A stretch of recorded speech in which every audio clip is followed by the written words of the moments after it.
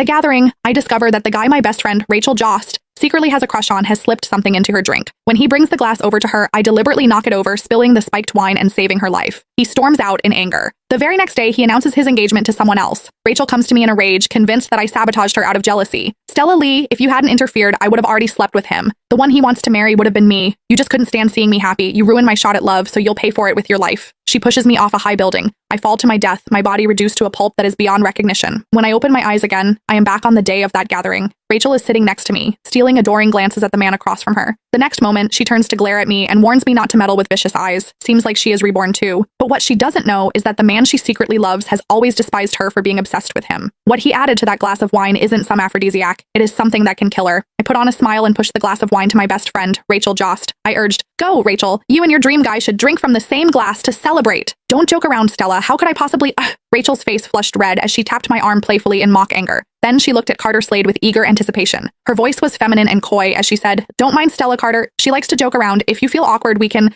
just clink glasses." Upon hearing that, Carter finally looked up and shot me a cold glance. When he spoke, his tone was laced with mockery. "You sure know how to liven up the atmosphere, Stella Lee." I found his response amusing. In my previous life, he had been exactly like this. Even though he loathed Rachel to the core, he didn't dare show it openly as he was wary of the Jost family's power and influence. So he staged this so-called gathering today to shift all of Rachel's attention onto me. In my past life, I knocked over that spiked glass of wine to save Rachel. I saved her life, only to be killed by her in return. After I died, I saw Carter standing in the shadows on the rooftop. He called the police excitedly. "Hello, police! There's been a murder!" He reported Rachel and had her sentenced to life while keeping his own hands completely clean. Now that I'd been given a second chance at life, I wouldn't let either of these lunatics with their hidden agendas get away this time. Since it's a celebration, let's not spoil the mood. Carter's voice pulled me back to the present. I watched as he picked up the wine bottle, the very one he had tampered with, and poured a glass. Then he pushed it toward me. The dark red liquid swirled in the glass. To me, it was like a venomous snake flicking its tongue. "Stella is our guest. You should have the first toast," Carter said. As I stared at the glass in front of me, my heart jolted with fear. Carter was a suspicious man. My unusual behavior just now had put him on guard, so he was testing me. He wanted to gauge whether I had seen him spike the drink or if I was just pretending to be clueless. My life was on the line. I had seen with my own eyes that he had tampered with the wine. If I drank it, whether I lived or died would be entirely up to fate. But if I didn't drink, Rachel would take all her frustration from this failed date out on me. It seemed that only death awaited me either way. "What? Are you going to reject my kind offer?" Carter asked with a raised brow.